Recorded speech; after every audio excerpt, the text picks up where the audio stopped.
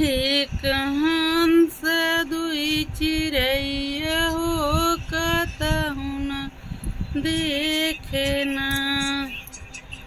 देखे त देखे वही शीतल माई के मंदिर हो निहुरी बैठी ना।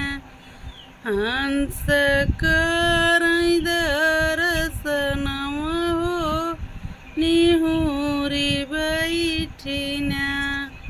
एक हंस दुई चिड़ैया हो कहूँ न देखे ना। देखे त देखे वहीं से मेरा बाबा के मंदिर हो निहुरी बैठी ना। हंस करई दर्शन हो निहुरी बैठी ना। एक हंस दुई चिड़ैया हो कहूँ न देखे ना।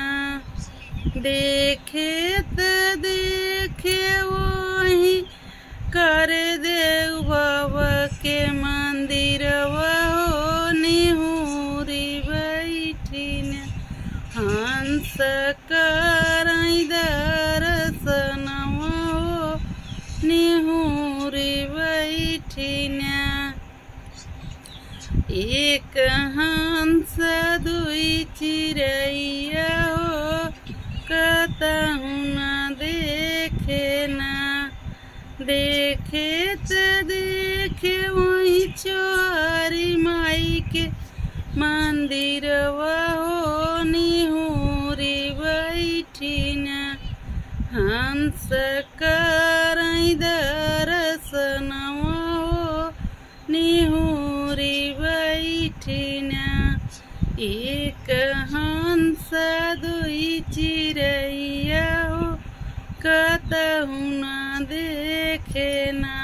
दोस्तों कहीं गलती भी हो मुझे माफ़ करना, कमेंट करके ज़रूर बताना।